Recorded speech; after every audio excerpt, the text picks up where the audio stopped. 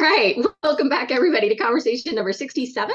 We're going to talk about how to run many tests at once, interaction, avoidance, and detection with Mr. Lukas Vermeer. So Lukas, he is currently the director of experimentation at Vista. Lukas specializes in designing and building infrastructure and processes required to start and scale A/B testing to drive business growth. He combines industry experience in online experimentation and data science with academic background in computing science and machine learning. He has accepted multiple awards, 2 experimentation culture awards on behalf of his team at Booking and the Vista Experimentation Hub. The team at Vista has been nominated this year for a DA Quanti's Award, and his impact was recognized in the Harvard Business Review story, Building a Culture of Experimentation. I will drop all of these links in the TLC Calls channel. Most of us have played around with and used or embedded his SRM calculators. One of my favorite tools to play with. My son is actually, by the way, Lukas started sharing this with his fellow computer science students. So they've started a game trying to win your confidence, like see who can outperform each other. So they're all learning about A/B testing, which is the coolest thing ever. So if you all haven't played with this, like, you think you can test basically calculator, you should do this. And again, I'll put this link in the TLC calls channel, but this thing here, I'm just going to click on it. So you think you can test? This is the coolest thing ever. And you can like log in, you can start a simulation mode or log in with Twitter. The login is broken. Elon broke it. Oh, I haven't tried to do that, but I bet that's true, the Twitter one. But you can switch to this arcade mode, which is hilarious. But basically, you play a game and, see how good you are at A/B testing and make all these decisions. And it's pretty hard. And you can do God mode or, get instant feedback, realistic, and over 28, 91 or 364 days. And yeah, it's the thing I love most is actually, so the game is actually A/B testing you, because it's running 2 simulations, one where you are in control of all of the experiments and deciding what to ship, and one world where you do not exist and nothing changes. And so you're trying to beat the alternative universe where you have no control. Get to make decisions. Stop, ship, yeah, it's really smart and pretty cool. Anyway, I highly stop that experiment, by the way. That's terrible. Go play with it. Again, I'll send all these links. You shouldn't tell people about this game before I start a presentation. Everyone's going to be playing this game now. I'm not going to give you the links until after. All right, let me stop share and pass the link to you, sir.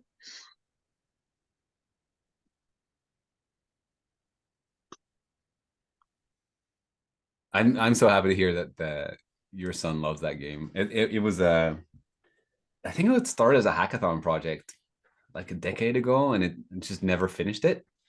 So this is good nudge to spend some more time on it. It needs a lot of love, but I'm happy it's already useful. There's a business in there somewhere. If only I had time. Hey, hello. Welcome. Thank you for the introduction, Kelly. This talk, how to run many tests at once, is probably the most implicitly requested talk I have ever done. And I'll talk a little bit about that. When I first did this talk a while ago, you're getting like the slightly more polished version. When I first did this talk, actually, I was doing it for another conference. And on the train, on the way to the conference, I was checking my LinkedIn, and someone said actually that this is particularly one of the talks that he was looking forward to. And I'm on the train going like, me too, buddy, because at that stage the talk looked like this. That is Aaron Weigel, my good friend, helpfully holding up my notes for what the talk should be. This is all I had at that stage, and this is, I think, 24 hours before I had to go on stage. So the thing is, like, these talks, these presentations I give, the the ideas and the storylines, they start much sooner before the slides even exist, right? There's an arc in your head of what you're going to talk about and how you're going to present it, how you're going to explain it. And so this was the way that I conceptualized this talk. And actually, it's interesting that this person said he was looking forward to my talk, because from my perspective, pretty much all of my talks are the same talk, because I keep reusing the same trick. And so I thought it would be neat if I actually used that in a talk. I heard somewhere that a good magician can sort of fool you by hiding the trick from you and sort of making you believe something that is not true. That's what a good magician does.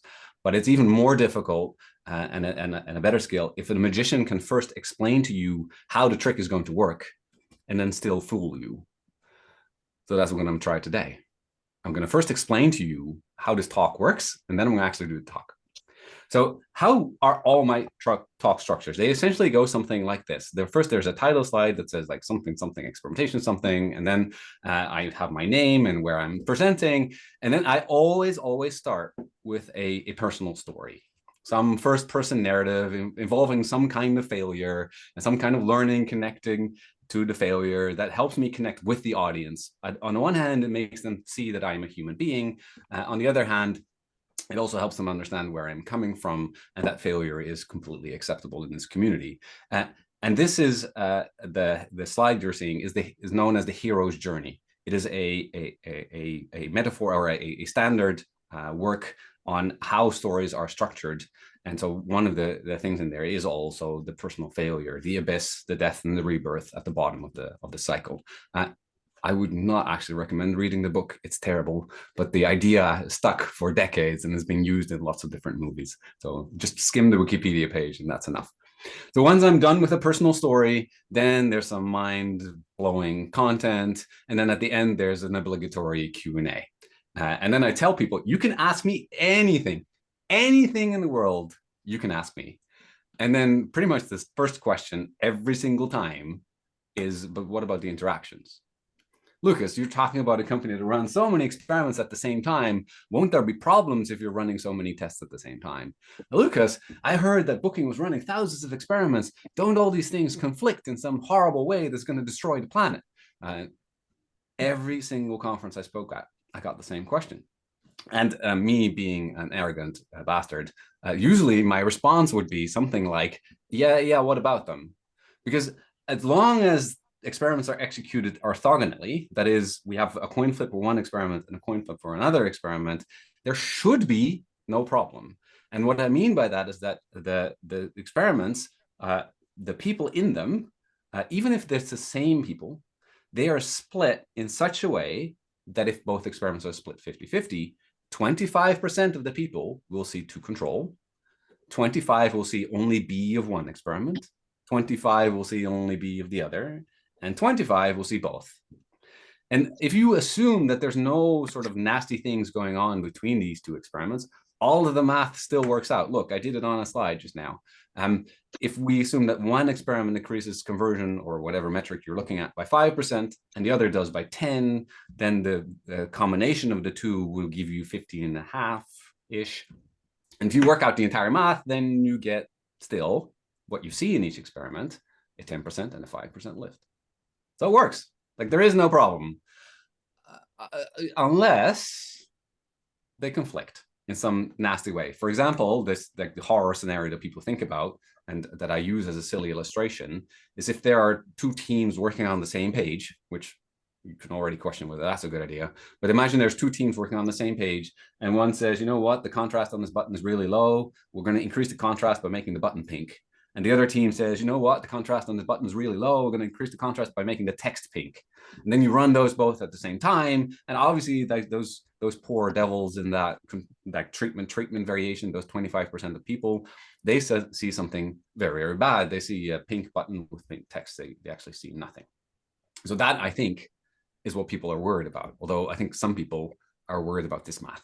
Like they don't grok this. But if there are no interactions, then everything works. Trust me. It's this situation that we should be worried about. And actually, there's another kind. There's two kinds we describe in the blog series. One isn't actually an interaction from a statistical point of view. It's what people think of as an interaction. So I listed it.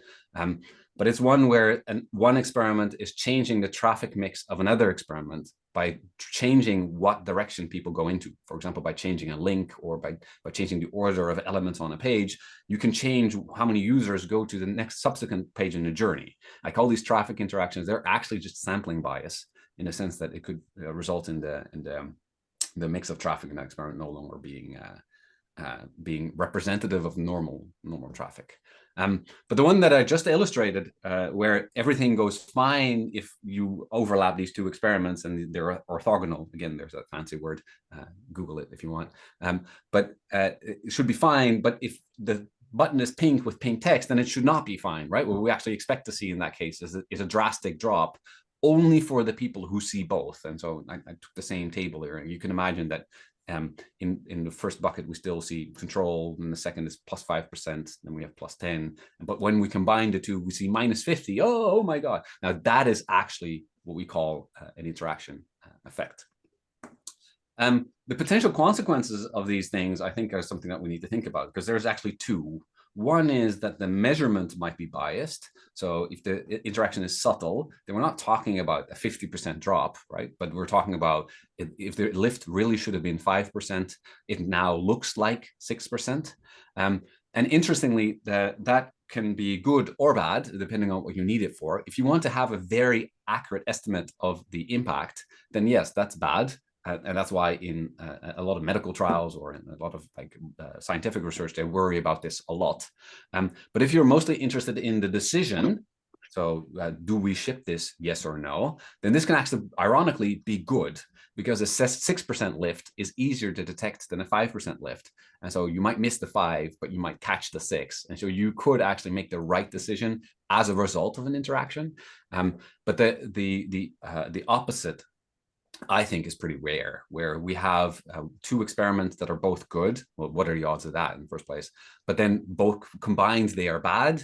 And then you decide to stop both of them and you miss out on opportunity, right? That is really the inference or the decision error that we're worried about.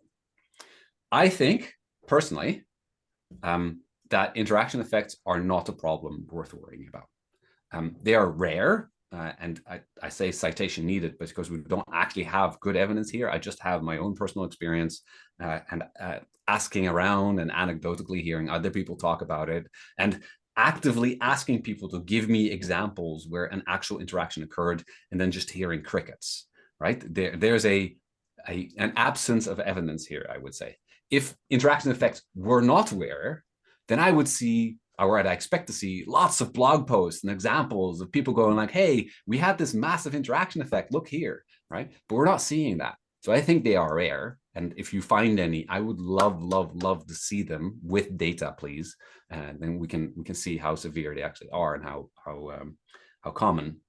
And the other thing is that even if they're rare, that when they happen and they're severe, so they actually influence the decision, then they're probably actually easy to detect. And the reason I say that is that when we run controlled experiments, we're usually not starting and stopping them at the same time. We're overlapping them in some sense, but they don't necessarily completely overlap in time. And what I mean by that is that if you start an experiment this week, and then I start another experiment next week, which has a very drastic interaction, and you are looking at the timeline of your experiment, the effect over time, if it's a drastic interaction, you will see a very marked and sudden either drop or increase.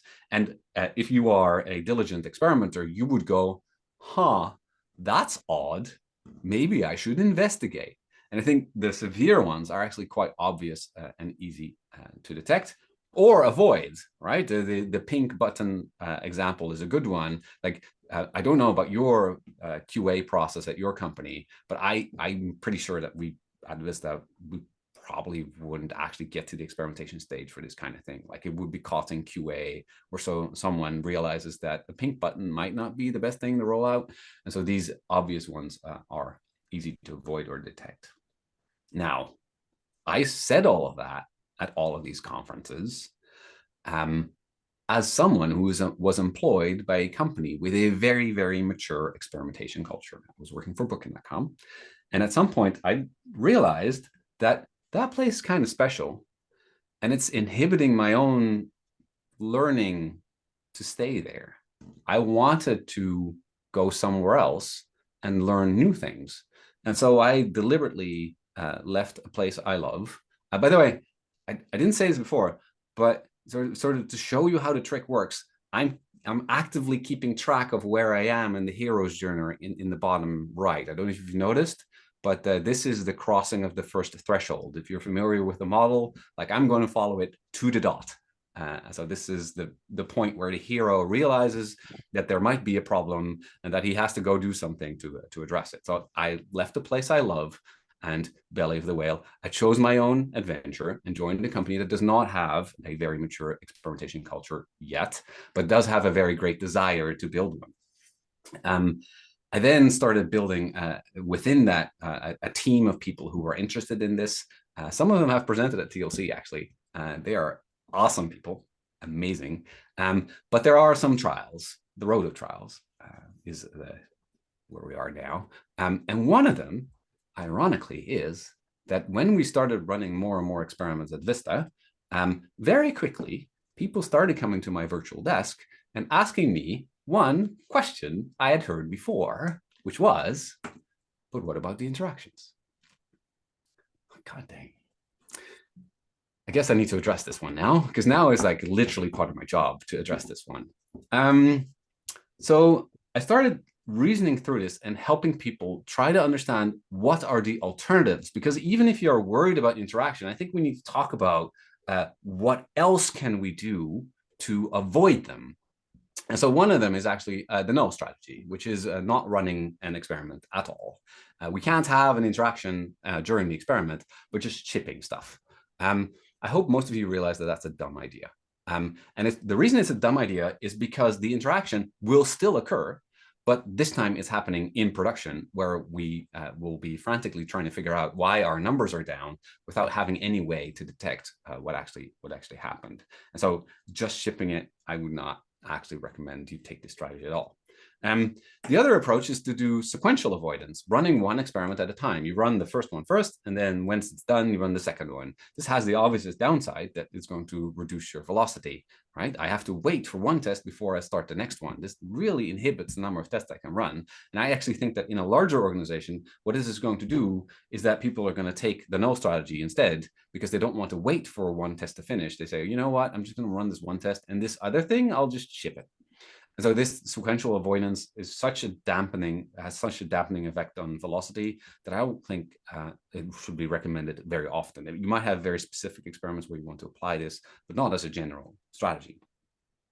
Now, what people then suggest, like really smart people, they go like, we know how to solve this. We can just run them in parallel. We isolate them. We have two separated lanes. We run experiment one in the one lane on half of our traffic. And then we run the other experiment on the other half of traffic so that they don't overlap in any way, shape, or form. That sounds super smart. There's two problems with this. One is these experiments will actually take twice as long now, give or take. And so on the whole, it's not actually faster. Right? You did not gain speed by doing this. You because your traffic is cut by half, you now need twice as long to get the same sample size. So if you're worried about power at all, then this basically means everything goes twice as slow. Worse still, in this case, at least, you get the result of the first experiment after half of the time, whereas here, for both experiments, you have to wait the entire duration, which is not great. And lastly, what if both of these are successful? What do we do? Do we ship both of them at the same time? Well, then we're back to one, right? Because we never actually tested these two at the same time. So if both of them are successful in isolation, we ship a pink text on a pink background, and we still get a pink button, which is not great.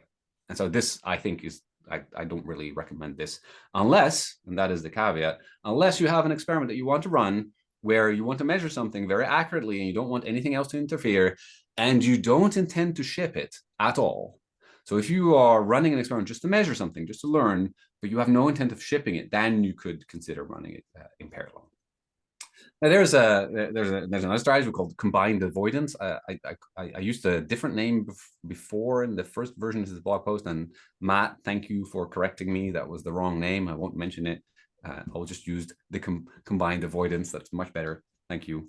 But the idea is that instead of running 2 experiments, we're going to run 1 experiment where we share the control. So it's an A, B, C, where the B is the treatment of the first experiment, and the C is a treatment of the second experiment. Now, this it takes a little bit longer than running just the 1 experiment, because we're splitting the traffic 3 ways, and it has the downside that we won't really be testing the combination of B and C, right? We could add a D to complicate things, but then we're back to this case where we're just delaying the execution of our experiment by quite a bit. So I tried explaining all of these things to people, and then I realized something. I don't think interaction effects are worth worrying about, but I do think people being worried about interaction effects is a problem worth worrying about. Like the fact that I get this question literally every single talk I do, and that people come to my desk and ask again and again, means that this is something that is sort of occupying people's minds. I think it's something that demands their attention. It sort of has a cognitive load. It's sort of something that they think about. And I would rather have them think about running amazing experiments rather than worrying about this.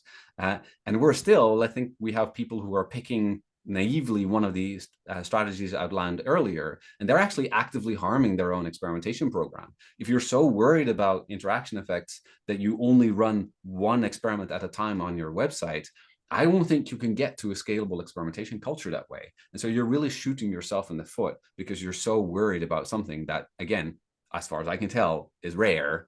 And if it does happen, it's easy to find. And so this worrying is undermining trust and reducing velocity. And these avoidance strategies, they have a very high cost that I don't think many people are aware of. I would actually advocate another strategy, which is to not avoid at all, but to detect instead. And the idea behind detection is that we will just run these experiments again at the same time with an independent coin flip. So we get the 25, 25, 25 example that I gave earlier. We just run them at the same time. And then on the back of that, we have some script that runs that tries to figure out, is there an interaction, yes or no? And that is the strategy that Booking was using.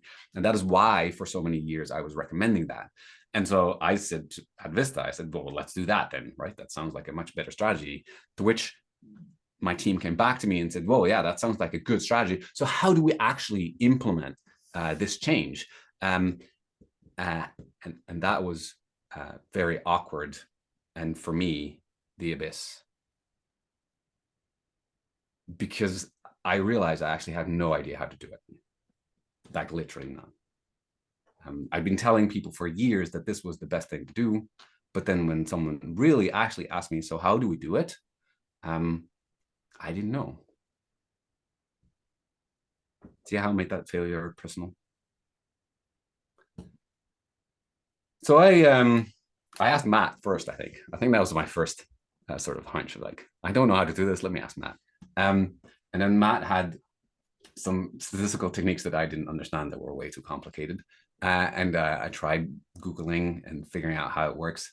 And then I went for a run with my wife, who is much smarter than I am. And she said, why don't you just use a regression? Now, to be clear, my wife has nothing to do with A/B testing. She's a hospital pharmacist. She does cancer research. She doesn't really understand A/B testing in online settings. But when I explained the problem, she's like, yeah, you run a regression. And for those of you who don't know what a regression is, that's just drawing a line. And basically, my wife was saying, why don't you just draw a line? A regression takes a bunch of dots and tries to draw a line that fits nicely to the dots. So in this example here, I've drawn a plot 2x2 X and Y. There's a bunch of dots. And we ask the model, what line would you draw that nicely fits these dots? And so it tries to describe a function here, a plus x times b. And basically, we're telling the computer, please tell us what a and b is. The regression runs, like, does some magic under the hood. I won't try to explain. You should ask Matt. And basically, it finds that a equals 0 and b equals 1. So that's the best line that would fit.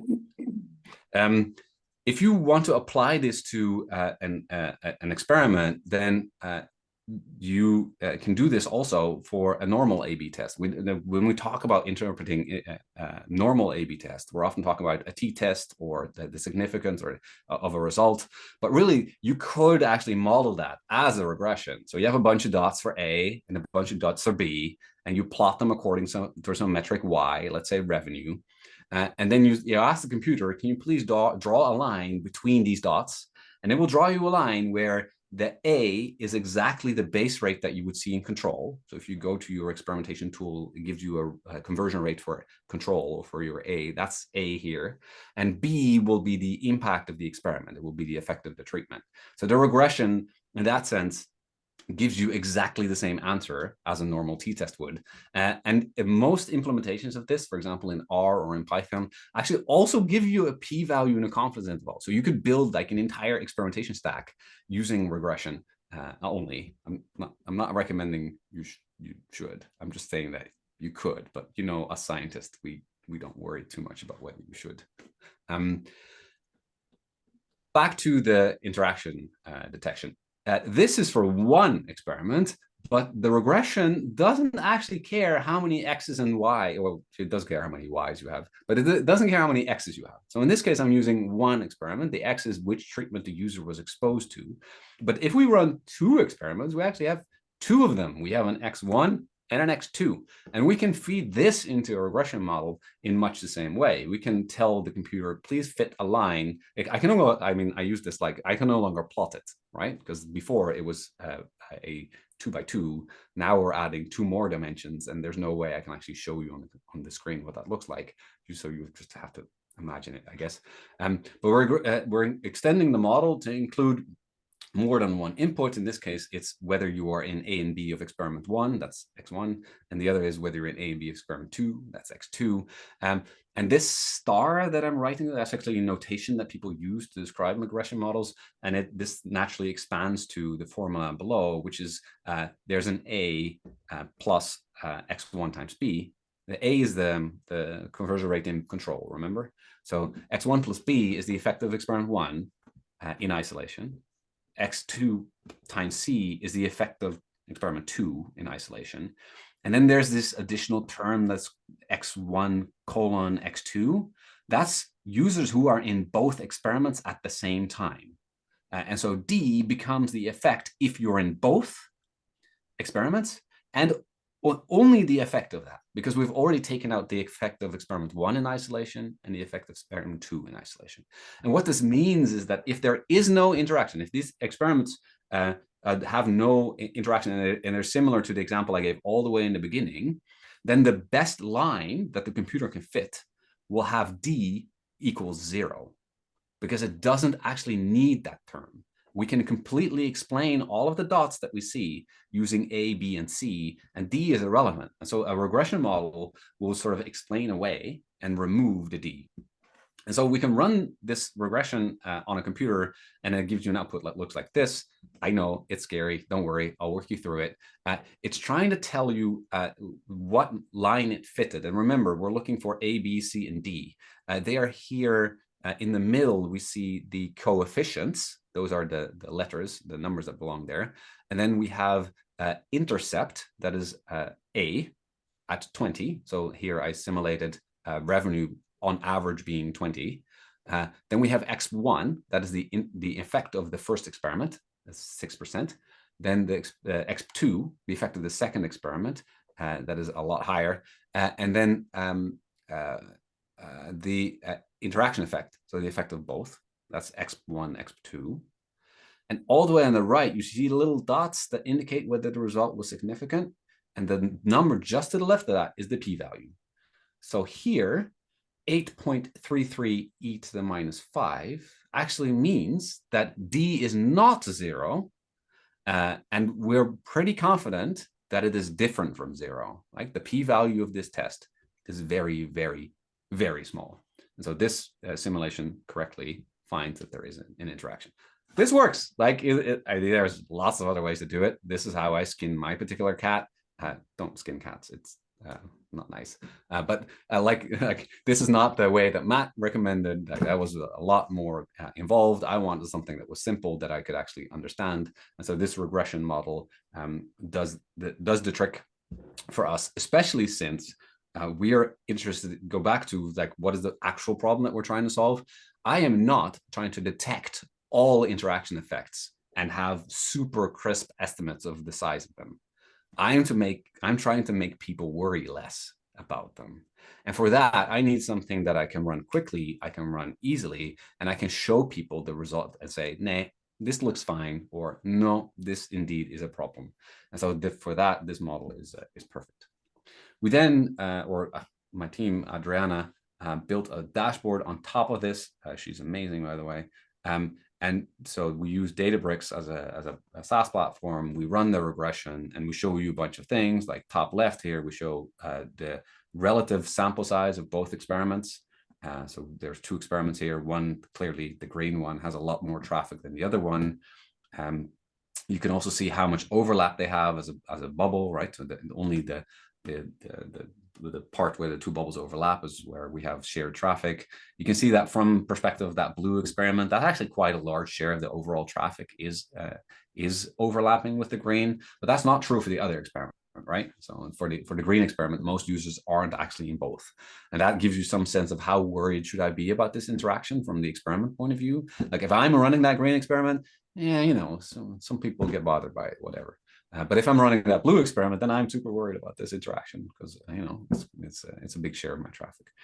Then on the left hand, we see the overlap in time. So in terms of days or hours, how much of this experiment had been running at the same time. I think that's interesting because we have experiments that start and stop, and then the overlap is only like 1 or 2 days between the one starting and the other running. If you know that the other experiment has stopped, and you might decide that this second experiment, which is still running, you might want to run it for a little bit longer just to sort of even out any interaction effects that might have occurred in that short overlap. And then below, we actually show, I didn't explain you how to run the test for traffic interaction. It's in the blog post, you can read it. But essentially, it does a test that's very similar to the SRM check. It does a chi-square test and finds a p-value for how unlikely is it to get this shift in traffic. And on the bottom right, we show you the result of the metric interaction test for a whole bunch of metrics, including the primary metrics that these people selected for their experiment, as well as some core metrics that we have as a business. And you can see in this case, it's saying that there was an interaction detected for unique conversions per visitor. And you can scroll down and see like all of the details for why that was found. In this case, it was borderline. I actually think this was a false positive, but you know, who knows? We have further plans here. Like we built as an MVP. We're sending this to people who say, "Oh, I'm really worried about experiments, the interacting." And we tell them, "Well, which two are it?" And then we run the test to see whether there's any interactions. So far, we haven't really found any.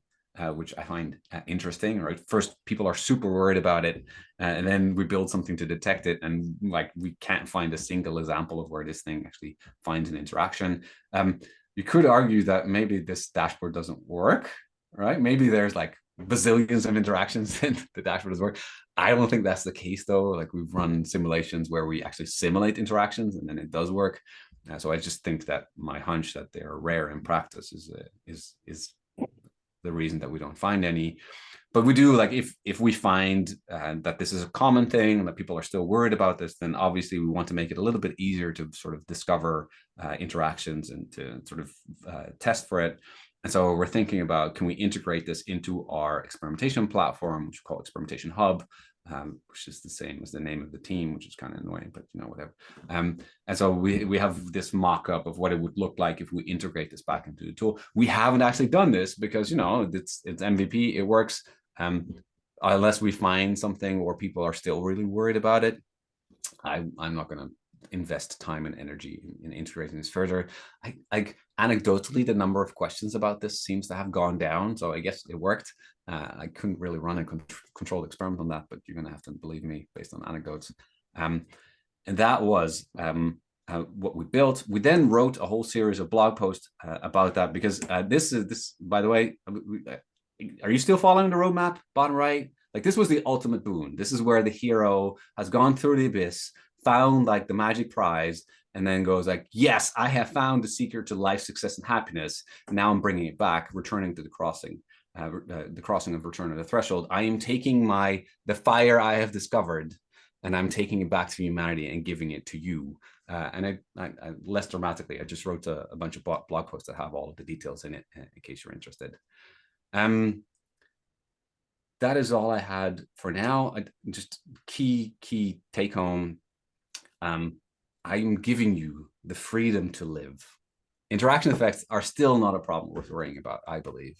But people being worried about it is a problem worth worrying about. And that's why I'm trying to address it, right? I'm trying to appease your mind. I'm trying to give you a way of actually figuring out, is there an interaction? And I think you should avoid some, but you should detect most.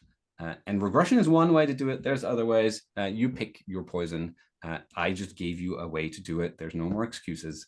Just run this simple thing, and we can all live our lives in peace and happiness. And with that, there's time for a second Q&A, as the hobbits would say. You're allowed to ask me any question except that one question. Like that one, but not that one. Thank you. All right, your first question is from Matt Gershoff. Oh no. Matt, do you want to ask it or do you want me to? Stop sharing. I guess that's me. All right. He says, real question. The interaction checker triggers an alert. Now what do you do? What are your diagnostic steps? Won't that worry them more? Or is it that because they have to go through your team rather than pushing alerts, then you are able to manage it? But what are the next steps if you find and alert? Excellent question. So to be clear, we are not currently alerting.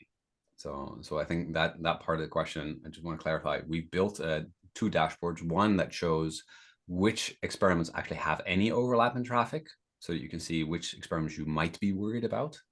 And then one dashboard where if you give it 2 experiments, it will run the whole thing and tell you sort of the results of this test. And I think the question is, like Matt, as always, is spot on. Like we are currently running this through my team so that we can sort of white glove it and get a sense of like, who is coming with these questions? What do they find? Like, can we appease them? Like, what other things are they worried about? So we are sort of trying to handle it a little bit so we can sort of get a sense of how big of a problem is this still.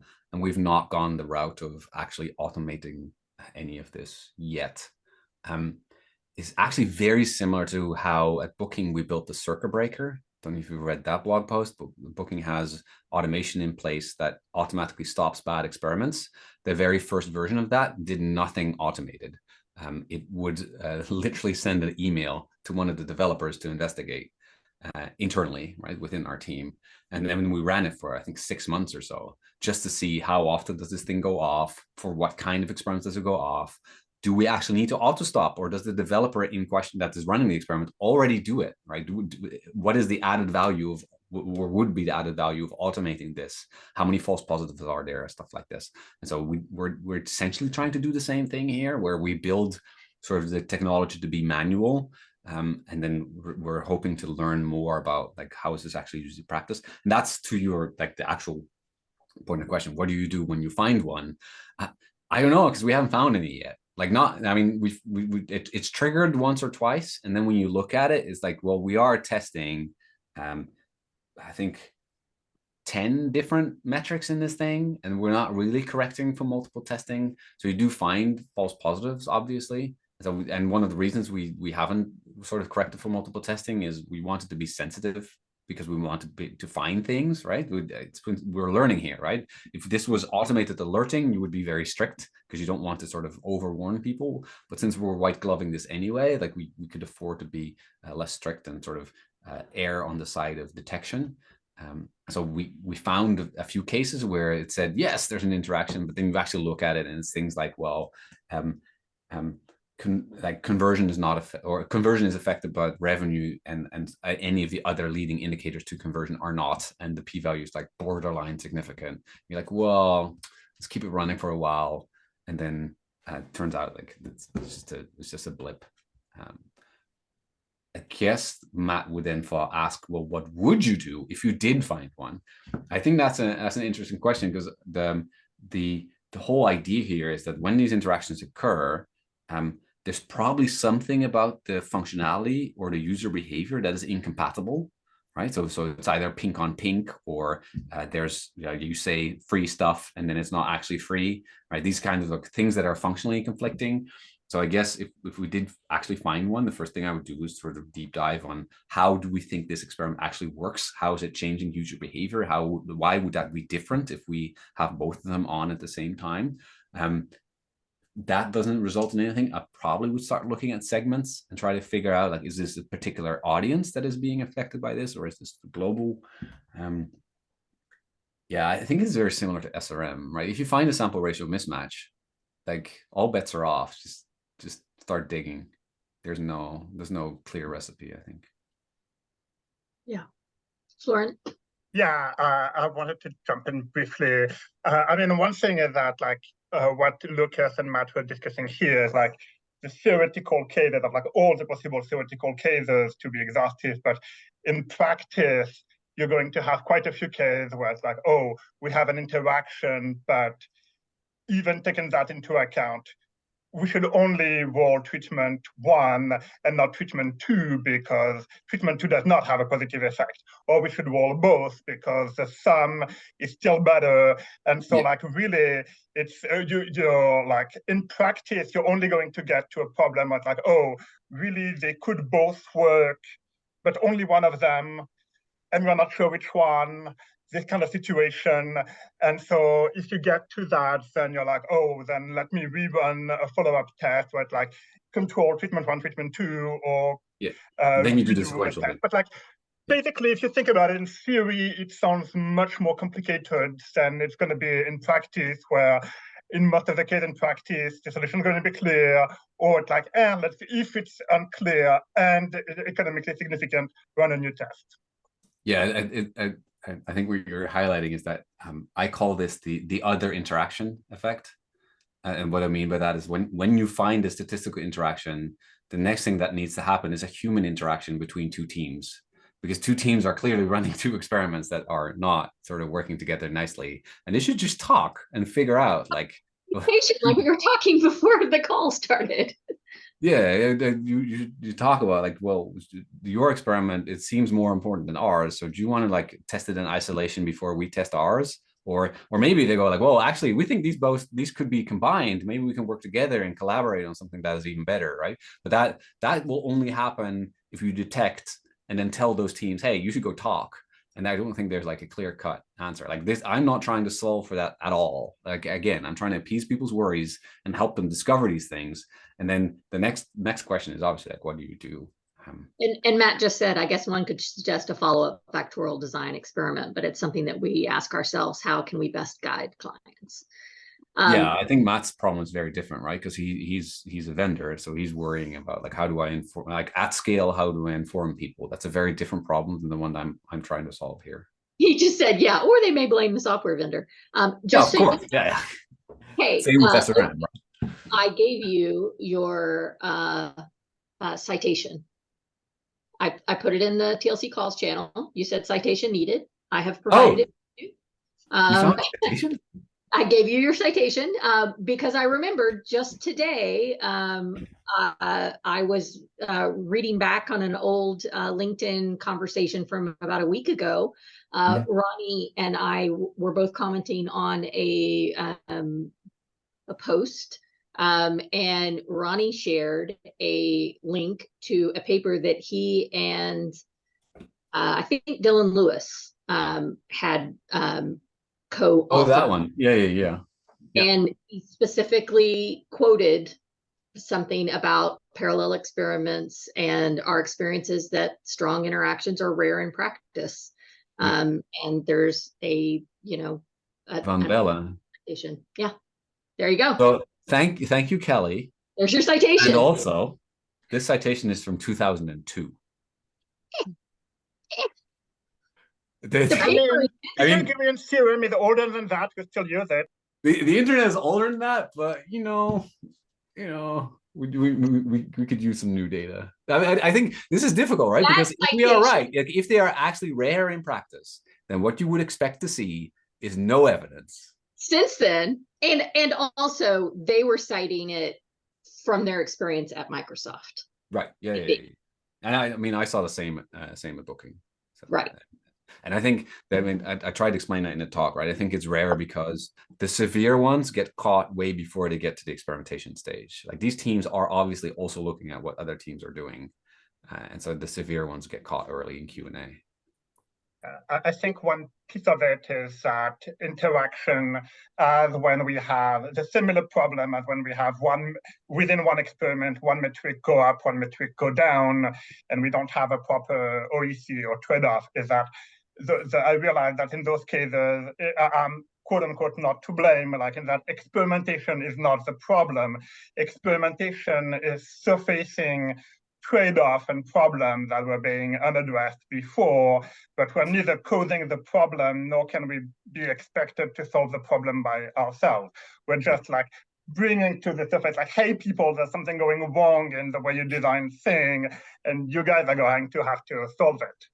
Yeah, that is the flippant answer when I get this question. Like I do consulting. I work with companies also that have a scaled product development organization already, but they don't have a scaled experimentation culture. And they ask like, well, if all of these teams, instead of just shipping things, they suddenly start running experiments, how do we avoid them clashing? And they're like, so how are you doing that now?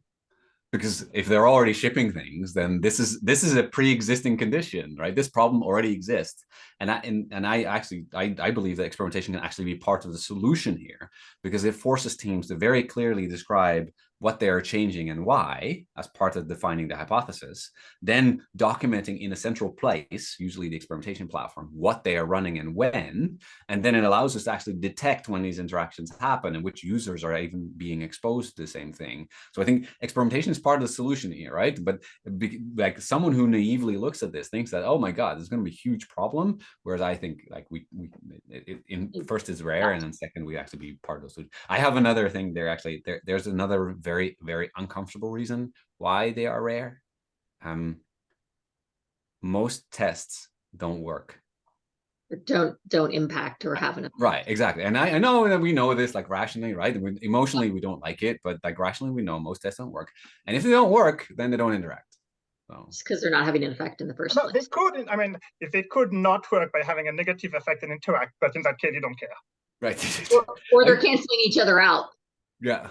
Because they are having an effect.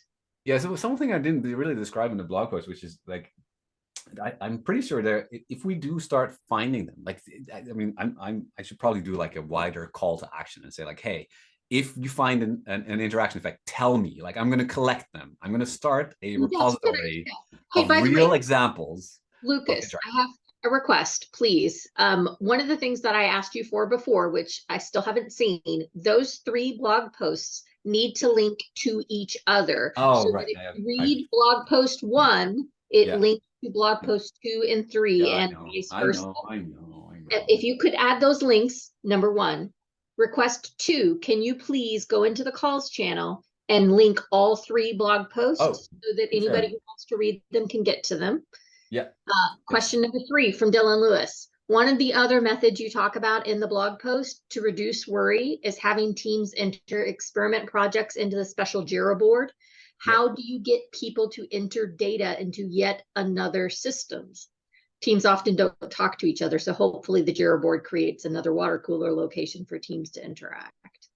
Yeah, and thanks for asking again, because you asked me this morning. That's a good question. I'm asking for everyone now. Yeah, well, it's public now. That's good.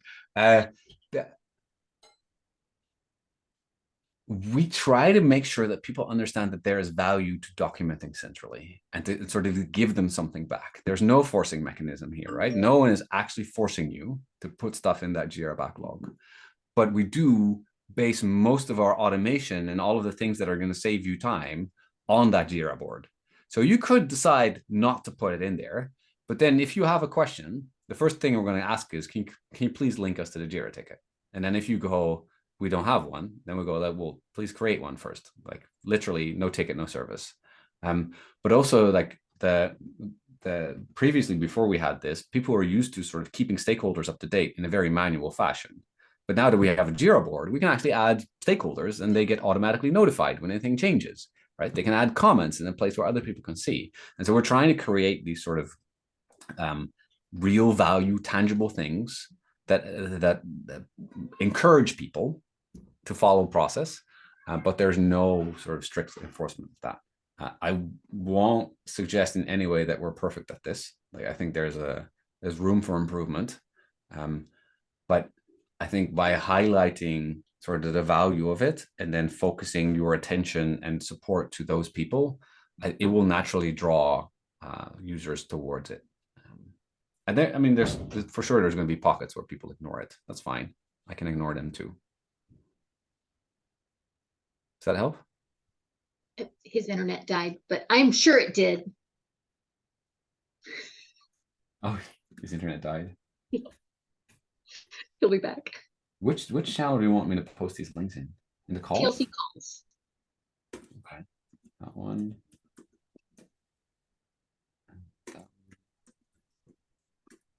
And that one. There you go. Awesome. And I am going to grab the 3 other links that I promised I wouldn't paste before then. So you trigger me though, right? Because at some point I thought about actually creating a repository with real world examples, because I'm saying they're rare. I'm not saying they'd never happen. I'd actually be curious, like what kinds of things cause these interactions and how did they occur? So you want almost like a compendium. I think that would be amazing, and because that could be a whole other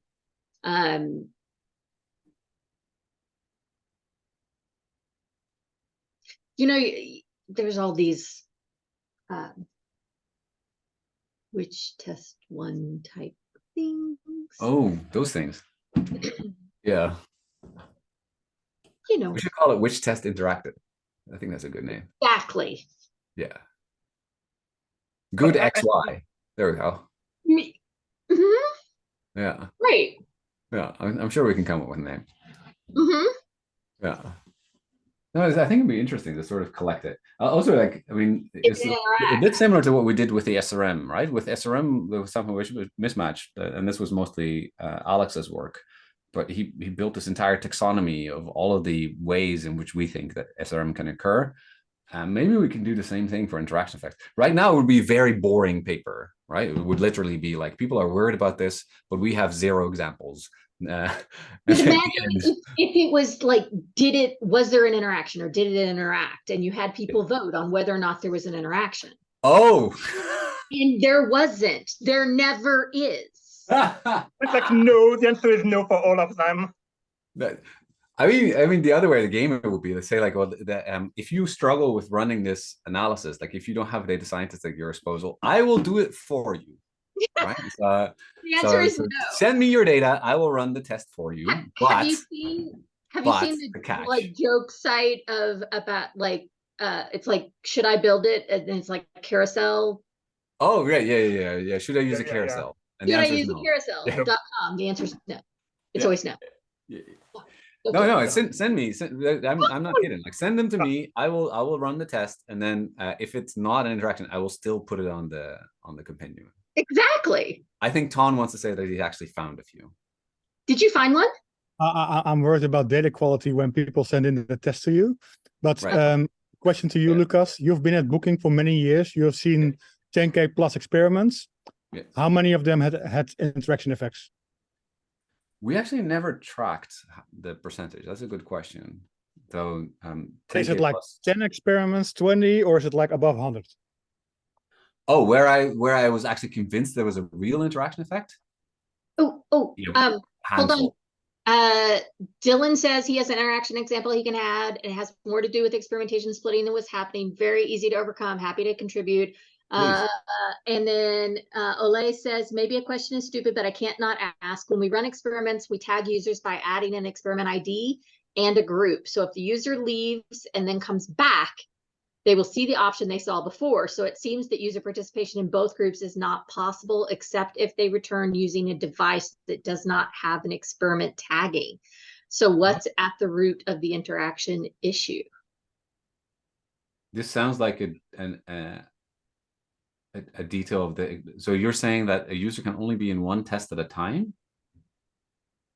See the option. So the way most of these experimentation platforms work is they don't actually tag the group to the ID. Every user has an identifier and a random number. Yeah. And then for every experiment, there's a mathematical way, it's called a hashing function, to figure out this user, should they be in A or B? And then so you can do that for any number of experiments. Like, it doesn't matter how many you have, and for each one, it will be an independent coin flip. But this sounds like they're doing it in a different way. Like, are you actually adding to the cookie, this experiment you should see B, and then there's no way to be in more than one experiment? That sounds like it's a problem. Yeah, this is how it works. Yeah. So when we split in the customer at some stage of our funnel, so we add in the experiment ID and the group splitting group in their cookies. So when they leave and come back, so we are almost sure they will see the same option they saw before. And so that's why I'm asking, how does it possible that the customer can participate in the few experiments at the same time? Yeah, in that setting you can't, right? And it's very similar to the first version many moons ago. The first version of the experimentation platform at Booking used a similar strategy, except it was using 2 bits, and that meant they could run 4 experiments maximum per user, which, like, they thought that would be enough, and it turned out not to be. So, but if that's the current case, then you don't have to be worried about interaction effects at all, because no user can be in both experiments. What you should be worried about is sampling bias, because if you have a new experiment, then people who come to your website frequently, they are already assigned to another experiment, and they won't be represented in your new experiment. And so any new experiment is going to be biased against frequent customers. So you should probably fix that in some way. All right. We have to say goodbye because we are 2 minutes after, but we can continue the conversation as always on the Slack community. So thank you all. Thank you, Lukas. Thank you for having me. I hope that's useful. Yes. Does everyone have like freedom to live now? Are we all like? Yes. Let go of your fears of interaction. Let go of your fear, like nothing to fear, like it's all good. It's all, just run the check, yeah? Thank you, Lukas. Thank you all. Thank you, bye-bye. In a few weeks with Getty. Bye, all.